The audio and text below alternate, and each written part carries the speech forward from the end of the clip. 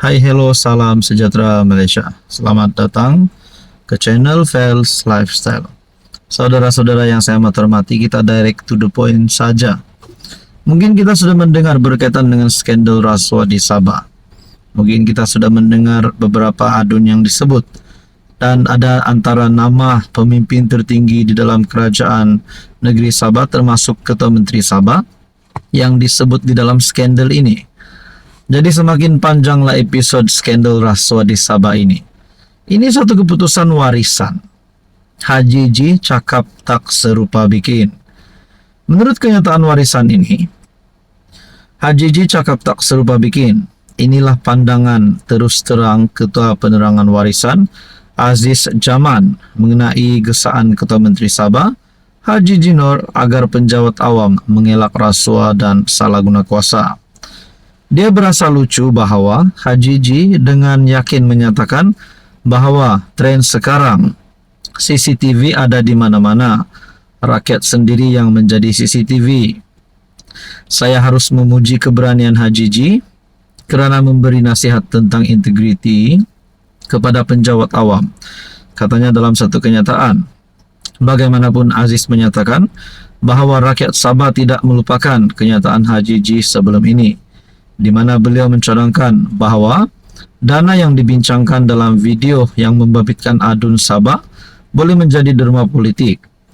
Aziz menambah bahwa kenyataan Ketua Menteri, jika wakil rakyat hanya bergantung pada gaji mereka tidak cukup makan pun, telah menjadi bahan cemuhan.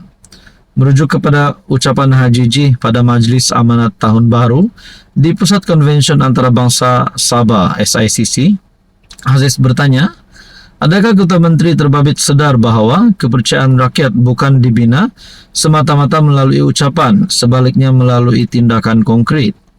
Ketulusan bukan sekadar slogan yang disebut dalam majlis rasmi, tetapi harus dibuktikan dengan keberanian untuk bersikap terbuka terhadap sebarang siasatan dan dakwaan.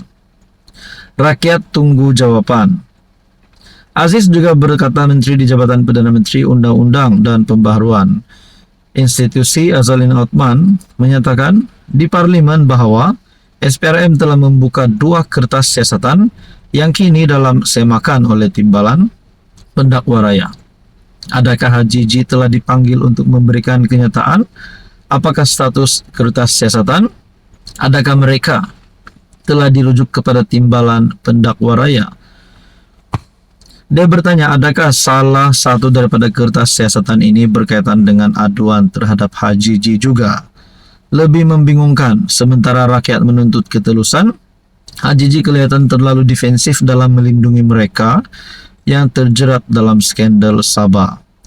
Jadi saudara-saudara, mengenai video yang dikeluarkan oleh pemberi maklumat yang mendakwa telah merasuh adun untuk mendapatkan lesen cari gali mineral, Haji Ji mendakwa ia cubaan untuk menjejaskan pentadbirannya.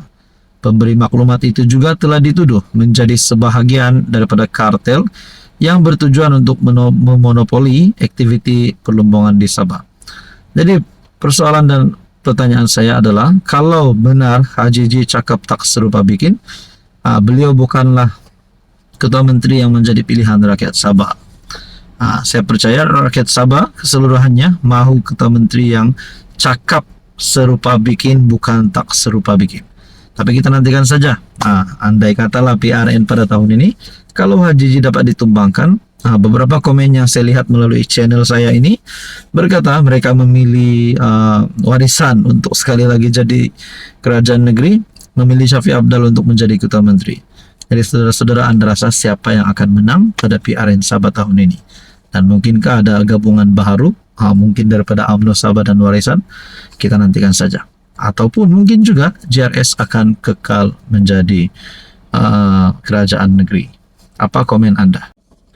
Hai, hello, salam sejahtera Malaysia. Selamat datang ke channel Fels Lifestyle. Terima kasih kerana terus setia dan terus bersama di dalam channel ini. Setelah kita seluruh rakyat Malaysia digemparkan, dikejutkan berkaitan dengan serbuan berkaitan dengan penemuan RM100 juta yang melibatkan 4 bekas pegawai bekas Perdana Menteri ke-9, yaitu Ismail Sabri. Setelah perkara ini menjadi tumpuan rakyat Malaysia, ini satu tulisan terbaru daripada Syahabudin bertarik 25 Februari.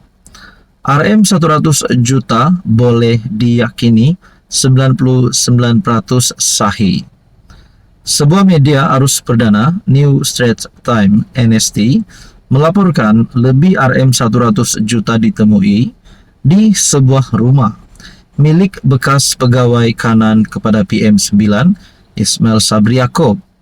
Memetik maklumat sumber, wang berkenaan dikatakan ditemui dalam beberapa beg dan peti besi dalam bilik di kediaman bekas pegawai terbabit. Penyiasat SPRM dilaporkan turut merampas dokumen, barang kemas dan peranti elektronik ketika melakukan serbuan terhadap kediaman itu. Serbuan terbabit dijalankan SPRM susulan siasatan berterusan dan pemantauan selama beberapa bulan terhadap dakwaan salah guna kuasa dan pengubahan wang haram membabitkan bekas pegawai kanan berkenaan. Penyiasat kini sedang meneliti sumber wang berkenaan termasuk kemungkinan ia berkaitan dengan dana politik. Sumber berkata, siasatan yang dijalankan menjurus kepada peranan dimainkan bekas pegawai kanan berkenaan terhadap dana yang dirampas.